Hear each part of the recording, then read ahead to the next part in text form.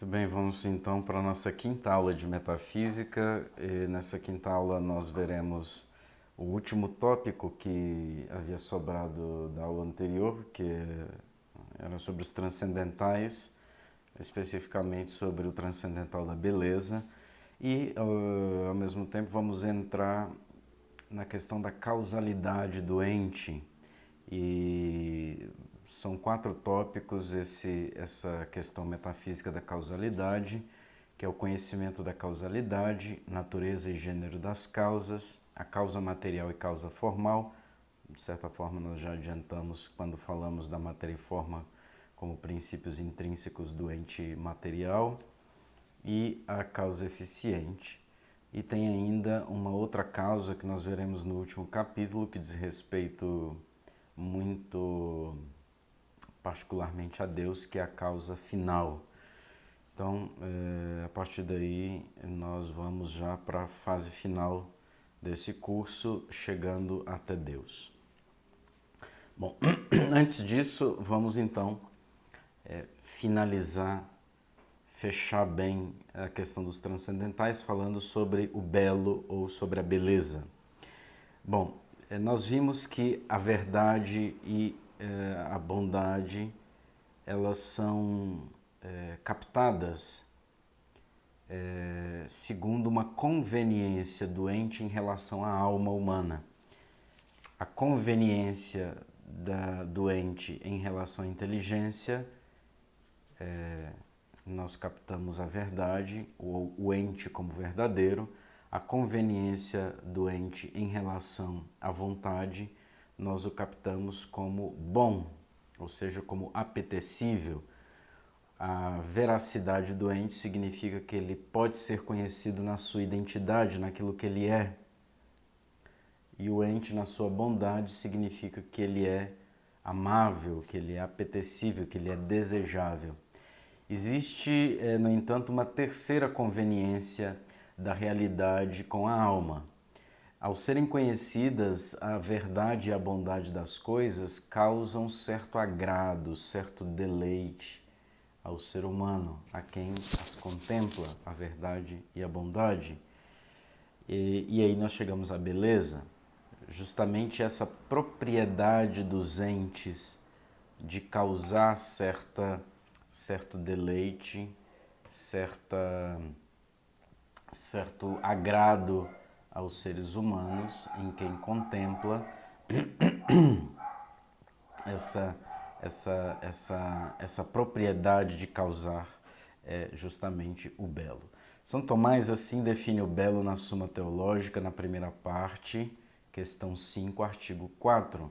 Ele diz o seguinte: belo é aquilo que agrada contemplar. Então, veja só, aquilo que agrada quando nós contemplamos é justamente essa propriedade do belo presente nas coisas. Há, portanto, digamos, a beleza se manifesta em 2 níveis, em um nível inteligível e em um nível sensível. Então nós podemos dizer que existe uma beleza inteligível que é própria da vida espiritual e, portanto, está vinculada à verdade e à bondade. E existe também uma beleza sensível de nível inferior que está ligada às potências sensitivas, ou seja, a beleza que é percebida através dos sentidos externos e internos, e também uma beleza inteligível que é captada pela inteligência. Obviamente, mesmo a beleza de nível sensível não exclui a inteligência, e mesmo a beleza captada por via intelectiva não exclui a sensibilidade, por exemplo, a memória ou a cogitativa, enfim, os sentidos internos. Obviamente tudo isso está interligado, né? A beleza sensível, a beleza intelectiva.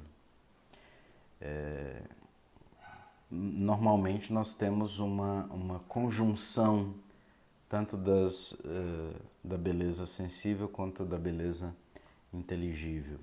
Isso nos mostra também, nos leva a compreender o oposto da beleza, a feiura. Por exemplo, o que seria a feiura desde o ponto de vista da beleza inteligível? Seria o erro, seria a ignorância, o vício, o pecado, né? Desde o ponto de vista sensível, nós vamos ver a partir de algumas características que São Tomás dá do belo, que nos ajudarão também a ver o que é o contrário do belo, o que é o feio ou a feiura. A partir daí, nós vemos que existem a beleza como essa capacidade de causar certo deleite quando nós contemplamos. Nós vemos duas coisas, nós podemos tirar duas conclusões iniciais. Primeiro, existem níveis de beleza, né? À medida que algumas coisas nos causam maior deleite, nos agradam mais quando as contemplamos do que outras. Basta pensar, por exemplo, em certos tipos de música, né? Se nós, por exemplo, ouvimos a missa de Requiem de Giuseppe Verdi e é evidentemente muito bela, agrada ouvir uma composição dessas.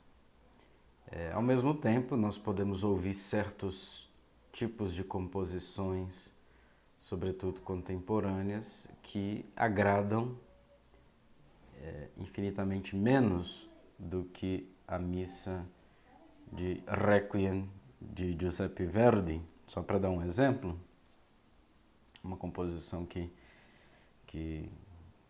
me agrada especialmente, mas basta ver que existem escritos literários, por exemplo, que causam maior deleite do que outros.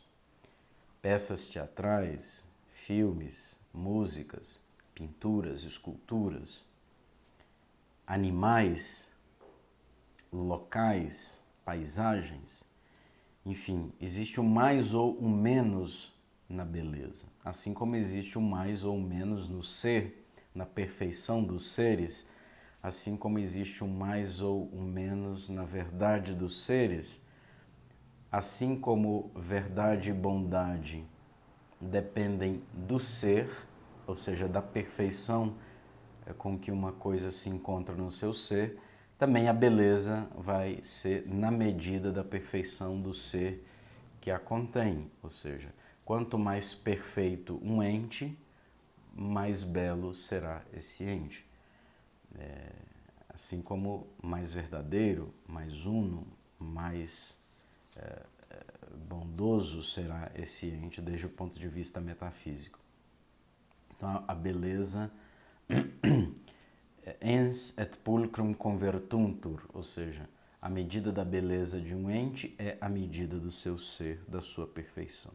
Então, se há seres mais ou menos perfeitos, obviamente, esse critério servirá também para a beleza desde o ponto de vista metafísico. E isso nós percebemos na nossa experiência desde a perspectiva de que algumas coisas nos causam maior deleite e outras menos. Obviamente que pode haver uma deficiência nas capacidades sensitivas ou nas capacidades espirituais de quem contempla, né? Alguém, por exemplo, que não tem a faculdade da visão, certamente não poderá apreciar com toda clareza, com todo o esplendor, pinturas, esculturas. Talvez poderá sentir, tatear, experimentar de outra forma, mas não tendo a visão, estará certamente limitado. Obviamente, essa limitação do sujeito não faz com que uma coisa seja mais ou menos bela. Ou seja, assim como uma coisa não é mais ou menos verdadeira por causa do sujeito que contempla ou não contempla a veracidade, a identidade real de uma coisa, a beleza, igualmente, algo não será mais ou menos belo a depender de quem o contempla, mas pode ser que o sujeito contemplante, sujeito contemplador, tenha deficiências e não perceba em todo o seu esplendor a beleza do ente. Isso não significa que o ente seja mais ou menos belo por causa do sujeito. Em outras palavras, a beleza, para dizer numa linguagem moderna, não usada por Santo Tomás, mas que é bastante compreensível, a beleza não é subjetiva em sentido primário. O que significa isso? Que o belo não depende do sujeito que contempla a coisa, mas depende da coisa em primeiro lugar. Existe um belo, novamente em linguagem muito moderna, ontológico, um belo que depende da coisa. São Tomás diz que o belo está na coisa, em primeiro lugar, e que depois é justamente captado pelo sujeito. Então, num segundo sentido, o belo é subjetivo. Em que sentido? No sentido que é captado, que é percebido pelo sujeito. Mas não é o sujeito quem aplica essa categoria de beleza à coisa, mas a coisa é antes bela e, por ser bela em si mesma, é percebida como bela. Obviamente, como eu disse, uma deficiência nas faculdades sensíveis ou digamos assim, uma falta de progresso intelectivo pode dificultar a percepção do belo, assim como aquele que vive muito tempo está muito tempo num quarto escuro, a luz do sol, se muito forte, diretamente nos olhos, pode incomodar a princípio, né? Portanto, existe e deve existir uma educação para a beleza, onde nós aprendemos a perceber, a captar essa propriedade das coisas e que emana diretamente das coisas. Assim como há uma educação para a verdade e uma educação para o bem, há também uma educação para o belo.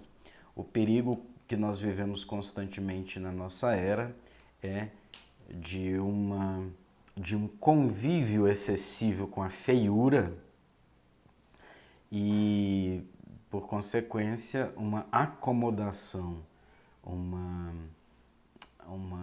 convivência que leva a um costume, a uma letargia na busca do belo, onde acaba se acostumando com o feio, com o bruto, com o desordenado, com o obscuro. Nós vamos ver depois as características da beleza e é um risco constante hoje, nos tempos em que vivemos. Esse convívio excessivo pode levar a uma letargia na busca pela beleza. Assim como o convívio demasiado no erro pode levar a uma letargia na busca pelo bem, na busca pela verdade. Bom, existe, a partir disso aí nós vemos que existe uma beleza inteligível, uma beleza sensível, existe uma beleza natural, que procede das coisas, existe também uma beleza artificial que se encontra nas obras humanas, então obras literárias, obras musicais, enfim, de todo tipo.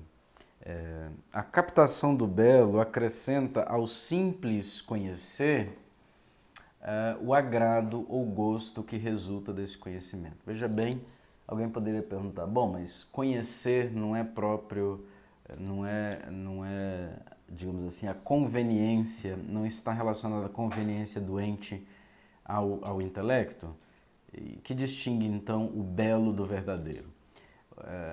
O verdadeiro é justamente essa conveniência do ente em relação ao intelecto, mas o belo ele acrescenta algo a esse conhecer, que é o deleite. Uma coisa você pode conhecer de forma árdua, né? Pode conhecer bem uma coisa, né?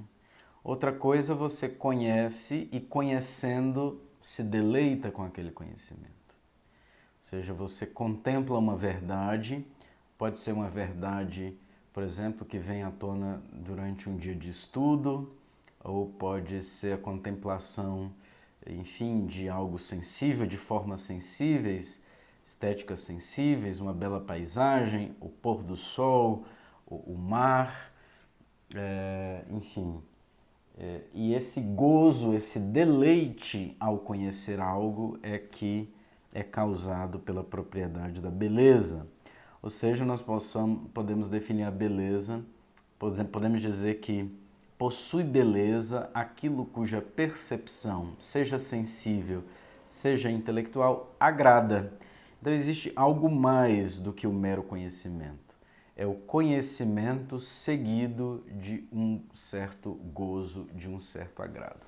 Uma coisa, por exemplo, é você ser informado, você ter a notícia de um fato, e essa notícia é narrada de forma desajeitada, apressada, sem muito nexo.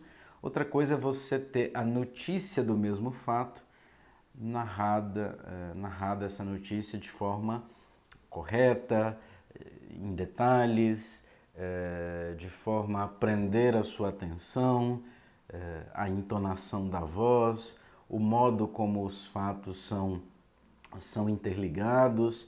Tem pessoas especialmente capacitadas, virtuosas para fazer esse tipo de relato, de forma que podem fazer de uma simples notícia de um fato ocorrido uma verdadeira obra de arte. Né? E a arte é justamente o meio, o instrumento para a manifestação do belo. Né? E isso causa deleite, causa um agrado.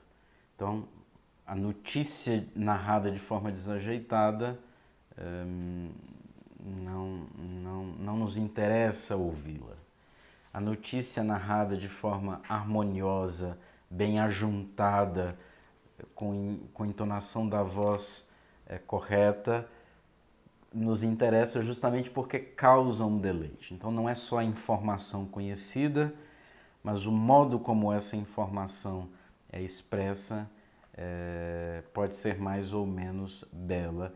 E a beleza é justamente essa capacidade de, na verdade conhecida, suscitar o deleite a quem, um agrado a quem ouve, a quem contempla, seja sensivelmente, seja intelectivamente. Então a beleza agrega algo ao mero conhecer. Diferentemente do bem, para distinguir também do bem, esse deleite causado pela beleza, ele depende da contemplação, do conhecimento e não da posse do objeto. O bem, quando um ente é contemplado como um bem, o nosso movimento é de alcançar esse bem, de ter a posse desse bem. Né? Se uma criança vê, por exemplo, o chocolate como um bem, né? E é verdadeiramente um bem. Né? Chocolate como um bem. Aquele bem suscita um movimento, um desejo. Aquela criança sabe, ou adulto também, sabe que aquele ente é desejável, é digno de ser amado, é digno de ser querido. Qual é o movimento? O movimento vai ser justamente pensar nos meios para adquirir aquele bem, aquele ente que é digno de ser amado. Então, a percepção de algo como bem implica, como último movimento, a posse daquele bem. Né? O sujeito é sempre movido para alcançar aquele bem que é desejável. O belo não. O belo basta a contemplação e a simples contemplação causa já esse deleite. Ninguém, por exemplo, quer tomar posse do pôr do sol. Basta contemplá-lo. Basta ouvir uma boa música, basta ler um bom livro, né? E isso basta para causar o deleite, não precisa da posse do objeto. Qual é o fundamento da beleza? O fundamento da beleza não é o prazer ou o agrado que o sujeito percebe, mas aquelas propriedades que fazem que sua contemplação resulte grata. Ou seja, é algo do objeto contemplado, da coisa contemplada, a beleza. E essas propriedades que estão, em primeiro lugar, na coisa, causam em nós o agrado. Ou seja, não é porque eu me deleito contemplando alguma coisa que aquela coisa será bela. É justamente o contrário. Porque é bela, me causa certo deleite. O fundamento da beleza não é o sujeito, mas é a coisa. Em última análise, assim como a verdade e o bem, a beleza das coisas depende da beleza de Deus, porque Deus, que é o ser em toda a sua plenitude, é também beleza suprema e absoluta. Deus é a beleza suprema e absoluta. E, portanto, é fonte de toda a beleza das criaturas. Esse é um tema muito caro a Santo Agostinho, presente nas Confissões, onde ele faz essa relação entre beleza de Deus, beleza das criaturas. Também São Tomás irá comentar no livro, no seu comentário ao De Divinis Nominibus, de Dionísio Areopagita, sobre Deus como beleza. Deus é a beleza e fonte de toda beleza, justamente porque Deus é aquele que é e fonte também de todo o ser das criaturas. Portanto, é também fonte e beleza suprema. Características do belo, e assim nós terminamos essa parte da beleza. São Tomás elenca 3 características do belo. Primeiro, harmonia ou proporção, integridade ou acabamento e clareza. O que é harmonia ou proporção? Harmonia e proporção em 2 sentidos, do objeto em si mesmo e do objeto em relação ao que o rodeia. Harmonia, por exemplo, nós vemos numa orquestra, onde cada instrumento sendo executado segundo a sua natureza, no momento correto, no tom correto, na afinação correta, no seu todo, soa harmônico, agrada aos ouvidos. A falta de harmonia, ou seja, que um instrumento esteja fora daquele organismo onde o todo é mais importante do que a individualidade, vai soar desagradável aos ouvidos. Então, a harmonia, em outras palavras, o que é harmonia ou proporção? É a boa disposição entre as partes. A boa disposição entre as partes. Se nós entramos numa sala de aula, por exemplo, ou numa casa, e as partes daquela casa estão mal distribuídas, né? Então, os móveis desordenados, os móveis fora do seu lugar, de cabeça para baixo, de ponta cabeça, enfim, isso não nos agrada, não nos agrada. Ao mesmo tempo, ao contrário, se nós entramos numa casa, por mais simples ou mais pobre que seja, se as coisas estão no seu lugar, bem ordenadas e formam um conjunto, isso nos agrada. Então, é a boa disposição entre as partes, e isso pode se dar desde o microcosmos. Por exemplo, se nós olhamos no microscópio as células do coração, por exemplo, nós vemos que cada pequena célula, cada pequena molécula está disposta para que o todo seja preservado, ou seja, para que o coração seja coração e desempenhe a sua função de coração. Assim, no corpo humano também, no universo, a beleza, nós podemos contemplar a beleza do universo, nada mais é do que cada parte, cada pedaço do universo exercendo a sua função, preserva e ajuda a perceber o todo como algo harmônico, orgânico, organizado, dependente uma parte da outra. A segunda característica do belo é a integridade ou acabamento. Ou seja, se um ente devia ter algo, devia ter uma parte, devia ter uma perfeição e não a tem, aí nós temos uma deficiência. Se o cavalinho lá devia ter 4 patas e não tem as quatro patas, nós aí falta a integridade, falta o acabamento. Se a igreja devia ter 2 torres, acabou o dinheiro, né?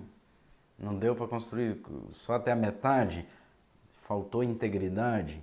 Então a falta de uma perfeição devida, certo? A perfeição devida ao ente afeta a beleza. Ao mesmo tempo, um ente que tem todas as suas perfeições, todas as perfeições que poderia ter, é mais belo.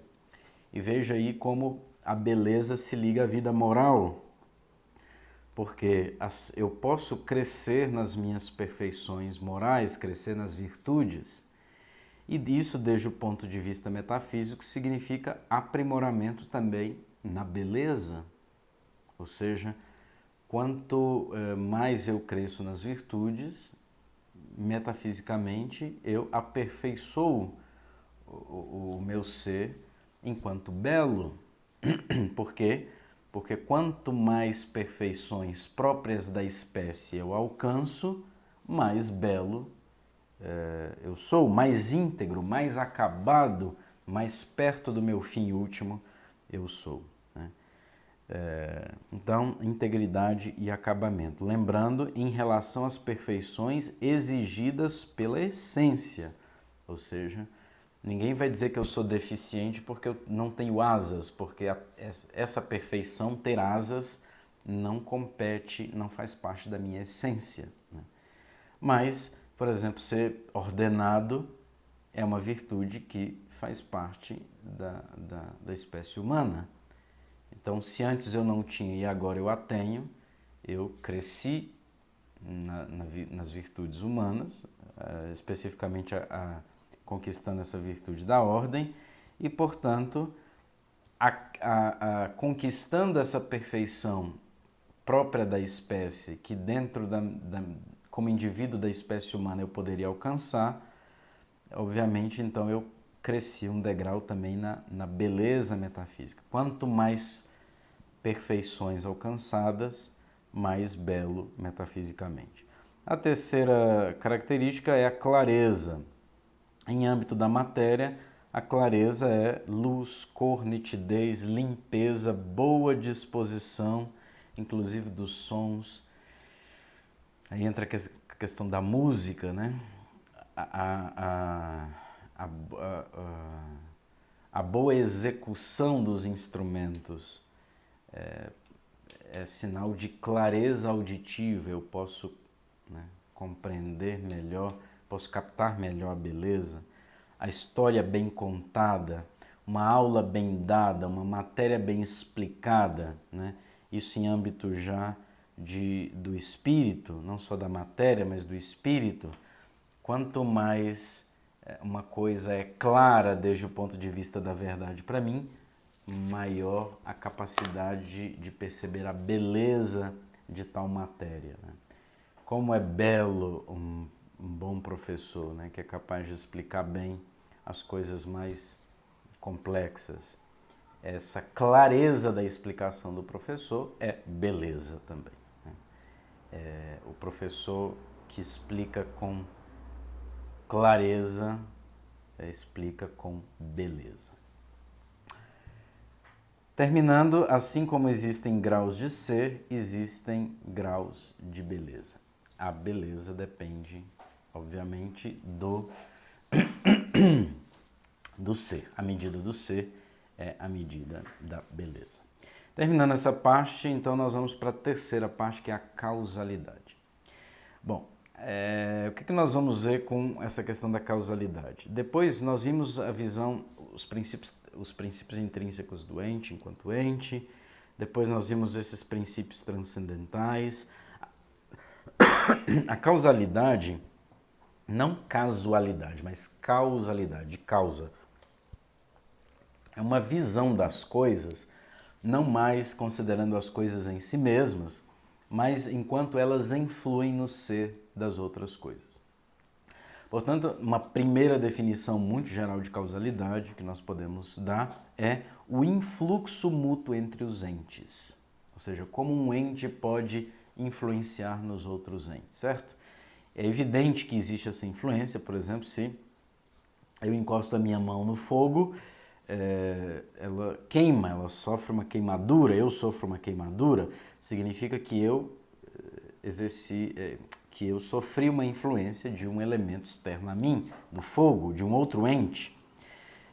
Enfim, existem 4 modos de classificar, 4 aspectos dessa influência mútua entre os entes. Ou seja, 4 causas: a causa material, a causa formal, a causa eficiente e a causa final.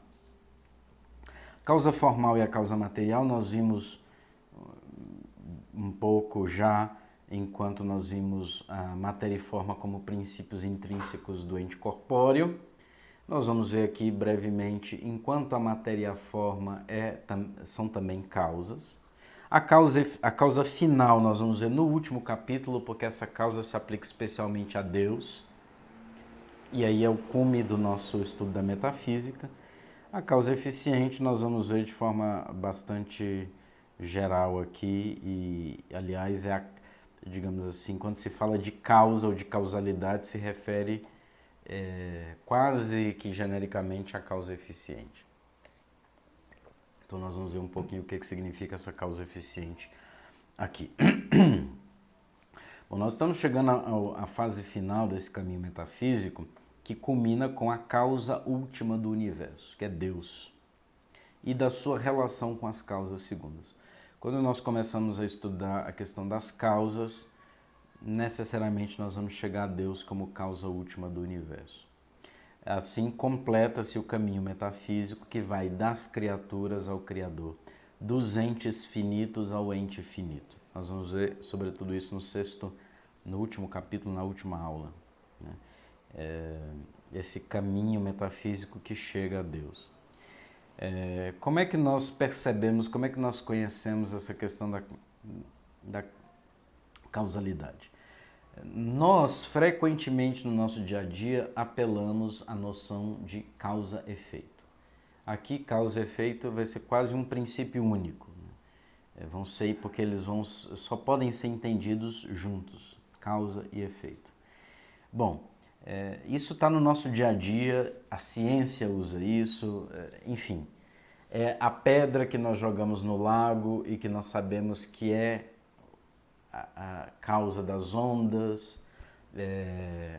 nós que empurramos o livro sobre uma superfície e o livro cai, nós sabemos que nós que empurramos o livro somos causa da queda. É uma caneta que cai e faz um barulho, nós sabemos que esse barulho foi causado pelo impacto da caneta entre a caneta e a superfície. A mãe que chega em casa e vê o vaso quebrado e já sabe que provavelmente foi o filho ou alguém que quebrou, o fogo que queima, enfim. Na nossa vida, a relação entre causa e efeito é quase evidente. Nós vendo alguns efeitos, nós sabemos que aquele efeito foi causado por algo, por um agente, ou seja, por uma causa. Existe, portanto, uma relação de dependência efetiva entre as coisas, né? As coisas não existem no mundo isoladas, mas existe essa dependência entre as coisas. E nós percebemos essa dependência entre as coisas justamente na causalidade. Essa manifestação da causalidade, nós podemos percebê-la desde 3 perspectivas, podemos dizer assim. Desde uma perspectiva da experiência externa, quando nós observamos a mútua influência entre os objetos externos a nós, e nós distinguimos essa mútua influência da mera justaposição dos fatos. Explico. Por exemplo, o número 1 e o número 2 estão justapostos. O número 2 vem sempre depois do 1, estão um ao lado do outro, mas ninguém diz que o número 1 causa o número 2. Simplesmente estão lado a lado. É diferente, por exemplo, de a caneta que caindo faz barulho. Ninguém diz que o barulho está justaposto à queda da caneta, sem nenhuma relação entre os dois? Não. Nós sabemos que o barulho foi causado pelo impacto entre a caneta e a superfície da mesa. Então nós distinguimos a mera justaposição de objetos, de fatos no mundo externo, sabemos distinguir, da verdadeira causa, ou seja, quando um efeito tem como causa um agente específico. Ou mesmo que nós não saibamos qual é o agente causador, nós sabemos que existe um agente causador, certo? A experiência interna também. Nós nos damos conta de que nós somos causa dos nossos próprios atos. Por exemplo, se eu quero mover a minha mão, se eu quero caminhar até o outro quarto, se eu quero me recordar do que eu comi ontem, e eu me recordo, ou seja, a experiência interna de que eu sou causa, de que eu sou causa, de que eu posso ser causa de inúmeros atos que terminam em mim mesmo, como por exemplo, raciocinar ou recordar o que eu comi ontem ou o que eu fiz ontem, ou atos que transcendem a minha interioridade, por exemplo, quando eu me movo e pego esta caneta, ou levo esta caneta, ou me movo em direção a outros lugares. Em geral, nós temos essa experiência interno-externa, ou seja, nós temos a consciência de nossa atividade causal sobre o exterior, que nós podemos influir sobre outros entes, né? Eu posso amassar uma folha de papel, ou seja, é uma influência minha em relação ao externo, e ao mesmo tempo eu tenho essa consciência de que eu posso sofrer ação externa, por exemplo, o fogo que queima, né? Então essa é a percepção da causalidade que nós temos. O princípio de causalidade, algumas formulações do princípio de causalidade. Esse princípio de causalidade, ou princípio causa-efeito, ele pode ser formulado de diversas formas. A primeira formulação, tudo que começa tem uma causa. Tudo que começa tem uma causa. Nada começa do nada ou sem um agente que tenha causado esse começo. Aquilo que não tem um determinado ato ou perfeição não pode dá-lo a si mesmo e requer o influxo de outro que já o possua. Um exemplo muito simples. Alguém pode me pedir emprestado R$1 milhão. Eu não darei.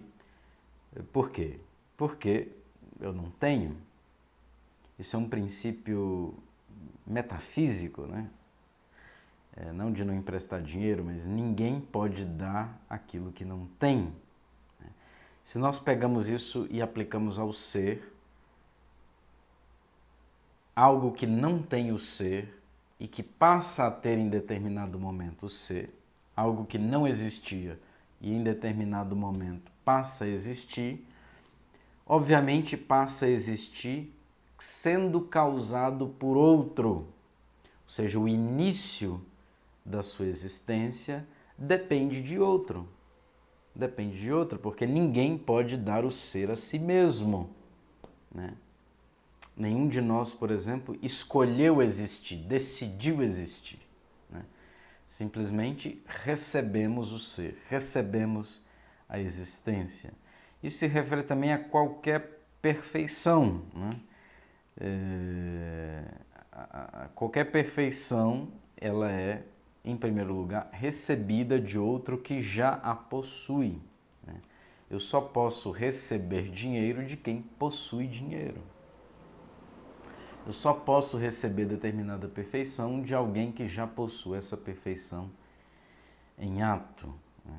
No que se refere ao ser absoluto, como eu disse, algo que nunca foi, para que comece a ser, necessita de algo que seja causa do seu ser. Ou seja, para que um ente comece a sua existência, precisa de um outro que já seja em ato, que já exista, para que possa dar a sua existência. Então, tudo que começa precisa de uma causa, nada começa do nada, né? Sempre precisa de algo pré-existente anteriormente para existir. Segundo a formulação desse princípio, tudo o que é movido por outro. Aqui a gente entende o movimento como a passagem da potência ao ato, o movimento como entende Aristóteles. Desde um ponto de vista acidental, isso significa que para passar da potência ao ato de uma forma acidental, de uma perfeição, eu preciso já da substância, né? Ou seja, substância em ato. Para que algo passe de branco para vermelho, o que eu preciso já? Que exista a substância que é branca para que se torne substância vermelha. Desde o ponto de vista substancial, necessita de outra substância, né? Para que passe de cachorrinho em potência a cachorro em ato, eu preciso do casalzinho de cachorros, casalzinho canino, para que aconteça esse movimento do filhotinho, do cachorrinho em potência para o cachorrinho em ato. Isso implica a impossibilidade de que aquilo que está em potência seja causa do seu próprio ato. Em outras palavras, se o cachorrinho é cachorro só em potência, ele não pode ser causa de si mesmo. Ou seja, aquilo que está em potência não pode ser causa do seu ato. O cachorro que não existe em ato, só existe em potência, jamais poderia causar a si mesmo em ato. Porque o ser em potência é imperfeição, é o ser em ato que é perfeição, né? Então, a possibilidade do cachorro não pode nunca ser causa do cachorro. O cachorro em potência não pode nunca ser causa do cachorro em ato. Aqui eu digo, apliquei esse termo possibilidade ao cachorro, com todas as ressalvas que esse termo tem, mas como sinônimo de potência, para nos ajudar a entender.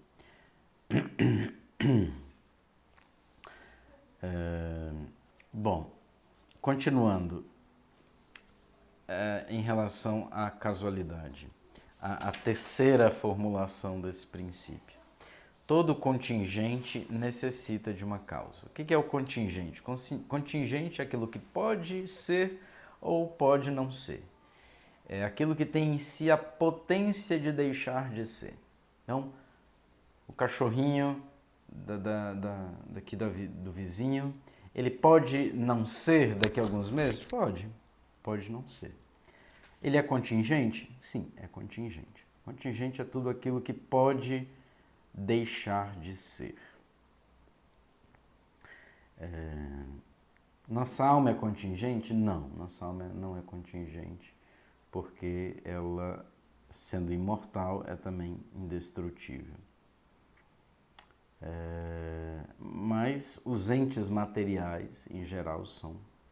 Em geral, não. Os entes materiais são contingentes, né? Então, se podiam não ser esses entes e são atualmente, esses seres postulam uma causa de seu ser em ato. Caso essa causa também seja contingente, necessitará de outra causa e assim por diante, até chegar a um ser absolutamente necessário. Ou seja, se esse ente material é contingente, ou seja, poderia não ser, mas isso já implica que teve um início, né? Teve um início. Se teve um início e é contingente, eu vou procurar qual é a causa desse ser contingente. Pode ser que eu chegue a outro ser contingente. Qual é a causa desse cachorrinho aqui? já que ele é contingente, poderia não ser, mas é. A causa imediata são os pais caninos desse cachorrinho e a causa dos pais. E assim eu posso ir numa busca pelas causas, porém é ilógico, é irracional que eu vá ao infinito na busca dessas causas. Eu preciso de uma causa primeira. Uma causa primeira que seja causa de todas as outras causas, ou seja, causa de todas as causas intermediárias, de toda a cadeia de causas, mas que essa causa última não seja causada ao mesmo tempo por nenhuma outra causa, porque senão ela já não seria causa última. Aristóteles chegou assim ao motor imóvel, que é causa de todas as outras coisas, e ele mesmo, o motor imóvel, ou Deus, não é causado por nada, ele é desde sempre. Ou seja, nós chegamos à causa última, um princípio transcendente à coisa mesmo. Exemplo, se eu tenho R$1 milhão, esse R$1 milhão eu não posso ter tirado de mim mesmo esse R$1 milhão, mas alguém me deu. Se eu tenho uma perfeição, eu não posso ter tirado essa perfeição de mim mesmo, mas alguém me deu tal perfeição. Qual é a primeira perfeição de todo ente? É o ser. Portanto, eu não posso ter tirado essa perfeição de mim mesmo, porque antes eu nem existia. O ser é a primeira perfeição que eu tenho. Obviamente, como primeira perfeição que eu tenho, não podendo eu mesmo dar a mim mesmo essa perfeição, a perfeição do ser me foi dada por outro. E para não ir ao infinito nessa cadeia, quem me deu tal perfeição do ser, eu preciso chegar a uma perfeição, a uma causa última, que é causa de todas as outras causas, mas não é causado por ninguém. Essa perfeição é Deus. Então, daí nós podemos chegar às seguintes conclusões. O ente finito exige uma causa. O caminho que leva a tal conclusão é o da finitude do ente. Eu vejo a fragilidade do ente, né? Eu experimento a fragilidade das coisas, que as coisas são perecíveis. O nosso próprio corpo é perecível, né? A doença, o cansaço, as coisas se desgastam. O ente é contingente, é finito. Essa finitude do ente me faz buscar a fonte do próprio ente, não em si mesmo, mas em outro. Esse caminho que me leva até Deus parte da contingência do ente, da finitude do ente, certo? O segundo ponto é a natureza e o gênero das causas. Então, um passo a mais na definição de causa. Causa é aquilo que real e positivamente influi em uma coisa, fazendo-a depender de algum modo de si.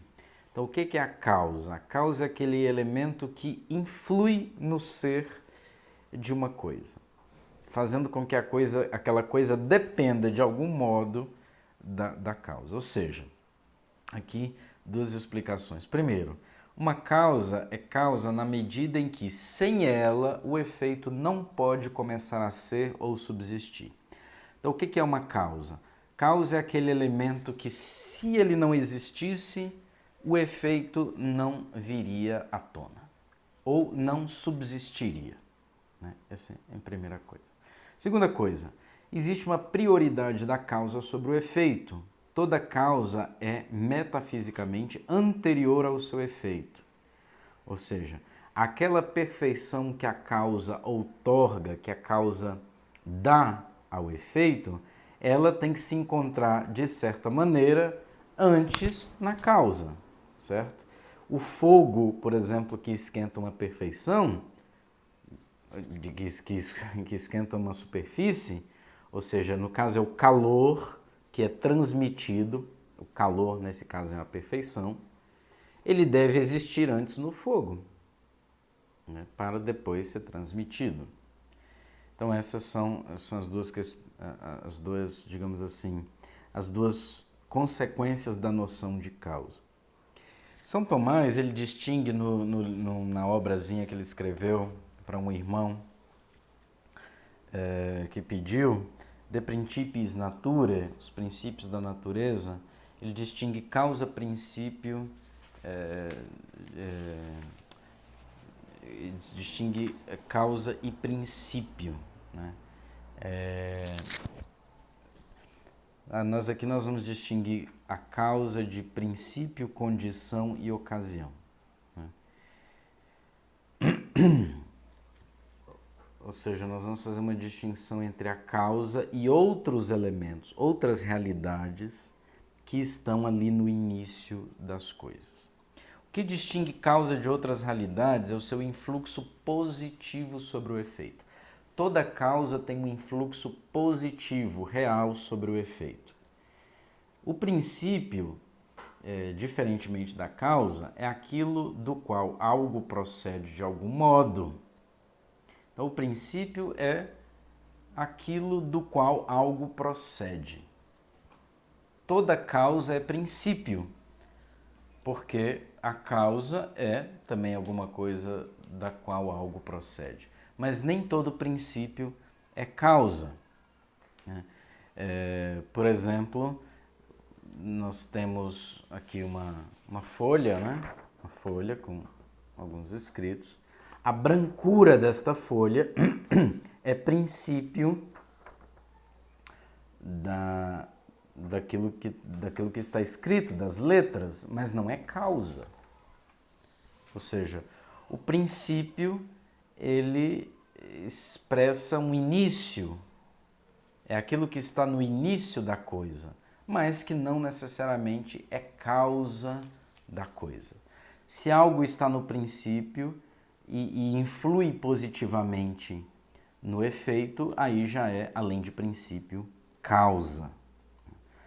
Uma outra coisa que se distingue da causa é a condição. A condição é o requisito ou disposição necessária para o exercício da causalidade.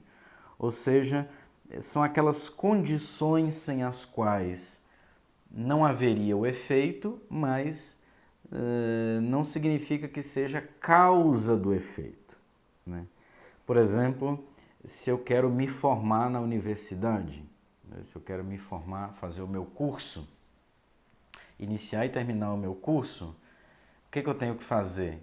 Qual é uma condição sem a qual eu não posso me formar? Me inscrever na universidade. Agora, me inscrever na universidade é causa da minha formação? Não, mas é condição sem a qual eu não posso chegar a me formar. E existe também a ocasião. O que é a ocasião? É aquilo cuja presença favorece a ação da causa, né? Por exemplo, um dia de sol é ocasião, favorece a um passeio, mas de forma alguma é causa, é apenas um fator que favorece que ocorra um determinado efeito. É uma situação vantajosa para o exercício da causalidade, mas não é imprescindível. Eu posso fazer um belo passeio mesmo sem um dia de sol, certo? Então, a diferença aí então entre causa, princípio, ocasião e condição é que a causa é um influxo positivo sobre o efeito, diferente do princípio, da ocasião e da condição, que estão também ali no início, que podem até facilitar essa relação entre causa e efeito, mas não há um influxo realmente positivo sobre o efeito. Bom, os tipos principais de causa são 4 tipos. Esses 4 tipos se dividem em 2 grupos. São as causas intrínsecas, que é a causa material e formal, e as causas extrínsecas, que são a causa eficiente e final. Como eu disse, as causas são um influxo positivo sobre o ente. Causa material ou matéria é um influxo positivo sobre o ente. A matéria é aquilo de que algo é feito. Então, sem a matéria, eu não poderia ter os entes físicos. Então, é um influxo positivo, digamos assim, é uma contribuição positiva da matéria enquanto causa. A forma intrínseca à coisa é que atualiza essa matéria, que faz com que esta colher seja colher, que faz com que esta caneta seja caneta, que faz com que esta matéria seja caneta, que faz com que esta matéria seja colher, que faz com que essa matéria seja xícara, né? Então, digamos assim, uma contribuição positiva na formação da substância em última instância, né? Matéria e forma, ou causa formal. O princípio que faz com que a forma apareça na matéria. O que é que faz com que esta matéria tenha esta forma? Um agente externo, aquele que confeccionou essa caneta, que nós chamamos de causa eficiente. E a causa final é o fim ao qual o agente se dirige quando faz alguma coisa. Eu realizo uma coisa a partir de uma matéria, dando uma forma para quê? Qual é a minha finalidade? Para, tendo uma caneta, ter um objeto que sirva de instrumento para escrita. Essa é a minha finalidade última. Se eu estou com fome e quero tirar minha fome, o que eu vou fazer? Vou ir fazer a comida, determinada coisa, ou seja, eu vou dar uma forma, cozinhando, preparando, fazendo com que meras matérias-primas ali se tornem um jantar, um almoço, dando uma forma àqueles alimentos, com a finalidade de comer, de fazer uma refeição. Todas as demais causas se resumem a essas 4 causas: causa material, formal, eficiente e final.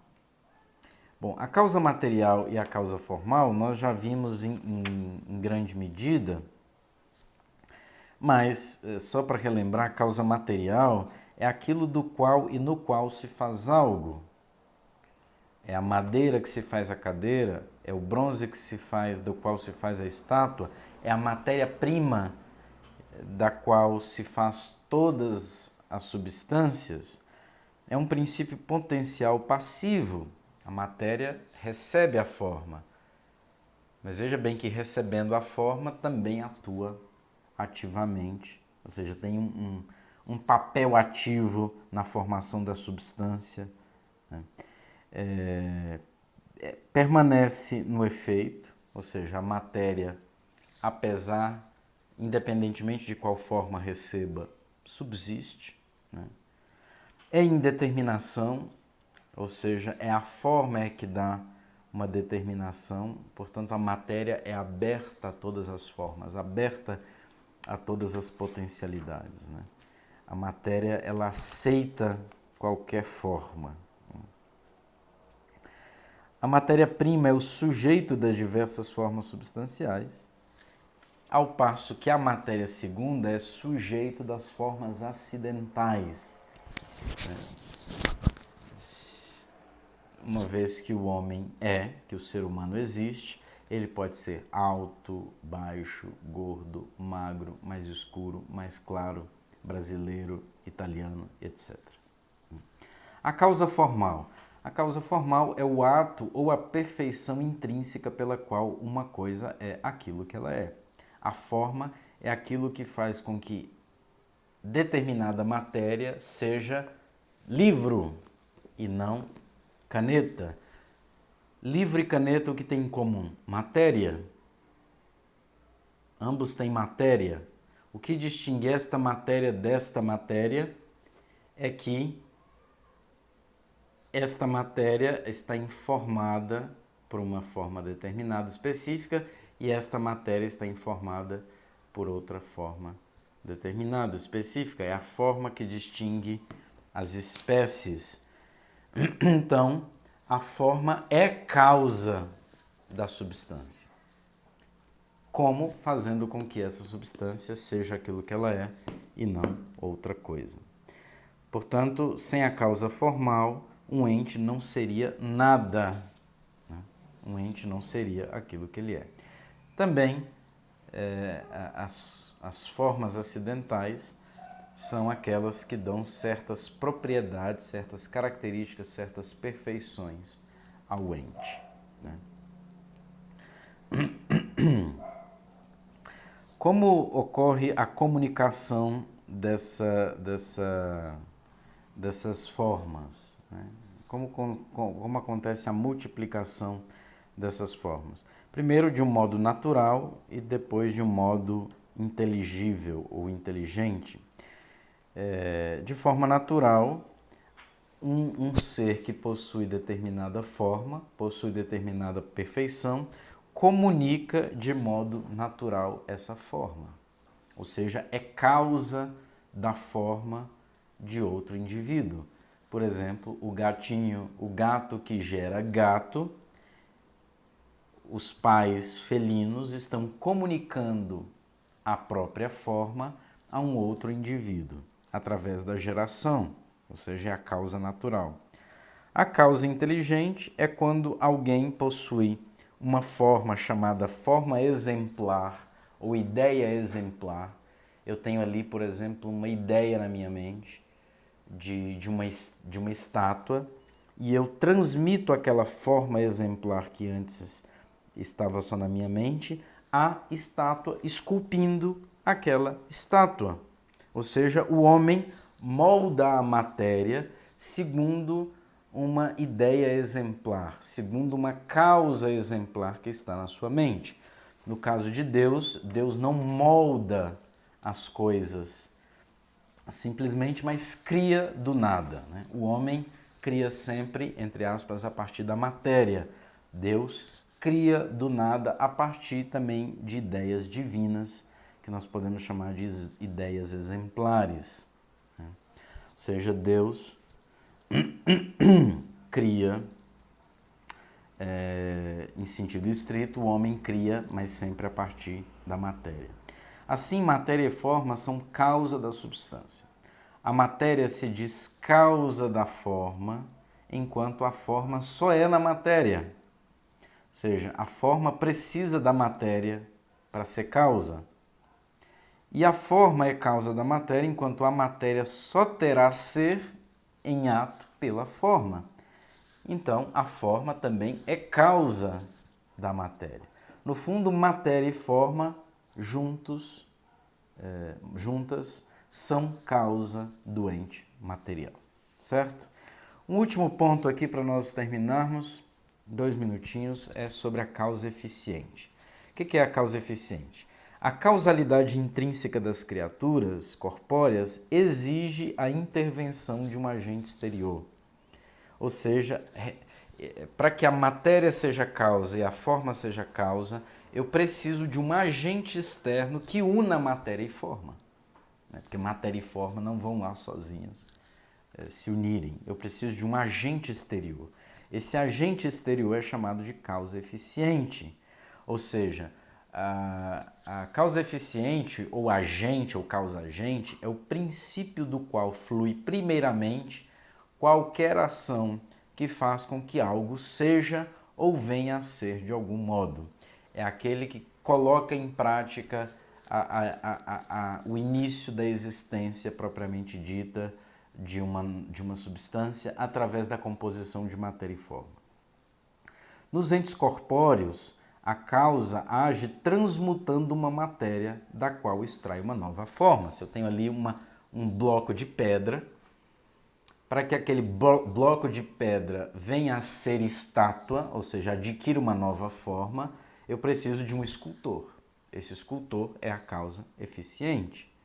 São Tomás, no comentário que ele faz à Metafísica de Aristóteles, do quinto livro da Metafísica de Aristóteles, ele diz o seguinte, que a causa eficiente é a causa da causalidade da matéria e da forma.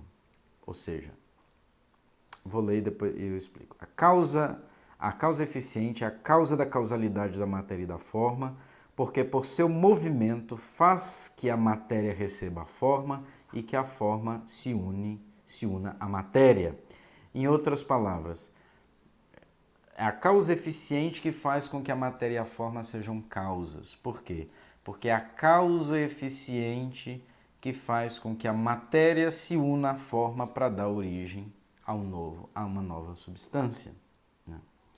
Se eu quero que a lenha se transforme em brasa, que haja essa mudança substancial, eu preciso de um agente que vá lá e coloque fogo. Eu preciso de uma causa agente, de uma causa eficiência, de uma causa que faça, que extraia essa nova forma. Nós estamos frequentemente sendo causa eficiente de outras coisas, de obras, enfim, de tantas coisas que a gente faz o dia todo, e Deus é, em primeiro lugar, causa eficiente porque Deus é aquele que cria do nada, que une matéria e forma, não a partir de uma matéria pré-existente, mas do nada, criando todas as coisas do nada. Então, Deus é, em primeiro lugar, causa eficiente. Então, para resumir aqui, quais são as notas distintivas da causalidade eficiente? São 3 notas aqui. Em primeiro lugar, exterioridade em relação ao efeito. É um princípio extrínseco, ou seja, é um agente externo que causa um efeito diferente de si mesmo, certo? O gatinho que foi gerado lá pelos pais felinos é um efeito que se distingue do pai e da mãe, que são os geradores daquele filhote. Então, exterioridade em relação ao efeito, a causa se distingue realmente do efeito. Segundo, comunicação da perfeição própria, ou seja, cada um só pode dar aquilo que tem. Por exemplo, o professor que comunica a perfeição do conhecimento, a ciência, ao aluno. Certo? E também tem que ter uma proporcionalidade nessa comunicação, nessa causa eficiente. Ou seja, ninguém pode criar algo superior a si mesmo, ou é igual ou inferior. Aí o homem, quando cria objetos de tecnologia, etc., de qualquer forma, esses objetos criados têm como causa exemplar a mente do ser humano. Ou seja, esses objetos já existiam antes na mente do ser humano. Então, não são superiores, porque foi o próprio ser humano que os pensou, que os idealizou e os confeccionou. Então, de forma alguma, esses objetos de tecnologia são superiores ao homem que os pensou e os criou intelectualmente antes. Então, nessa geração de novas formas, na causa eficiente, o efeito é sempre proporcional. Ou é igual, gato gera gato, ou é inferior. O homem vai lá e faz uma dita obra de arte, mas que é horrível. Então, é inferior a ele. O agente produz algo semelhante a si, seja do ponto de vista natural, seja do ponto de vista intelectual, certo? E existe uma outra noção que faz parte da causa eficiente, que é a causa instrumental. Eu falo brevemente sobre isso e com isso eu termino, porque é muito interessante, não dá para pular isso. Faz parte da causa eficiente a causa instrumental. Mas o que é a causa instrumental?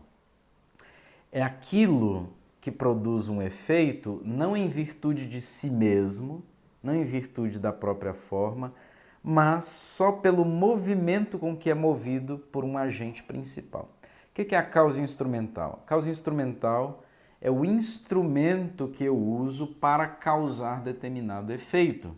Por exemplo, se eu tenho uma obra de arte, qual é a causa principal? É o artista.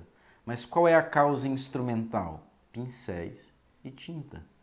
E a tela. A causa instrumental é tudo aquilo que é usado e que concorre na produção de um efeito, mas não por virtude própria, mas porque é usado por uma causa principal. Isso é muito importante porque, por exemplo, os sacramentos serão causas instrumentais para a transmissão da graça. Quem é a causa principal da graça nos sacramentos? É o próprio Cristo. É o próprio Cristo. Os sacramentos serão instrumentos pelos quais e nos quais o Senhor distribui a graça. A causa principal é aquela que atua por sua própria virtude, por seu próprio poder, né? O efeito deve ser atribuído ao agente, não ao instrumento. Se eu vejo uma pintura, eu vou dizer quem foi que fez aquela pintura. Não foi o pincel, foi o artista que usou aquele pincel como instrumento.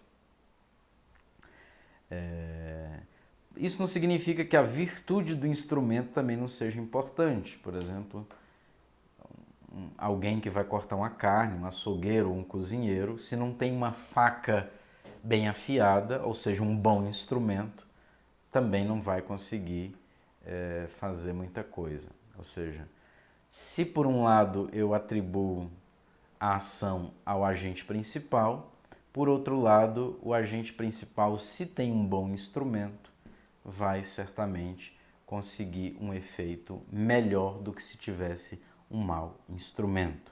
Ou seja, o agente necessita de utensílios idôneos para conseguir determinados efeitos, ou que os efeitos atinjam o máximo de perfeição possíveis.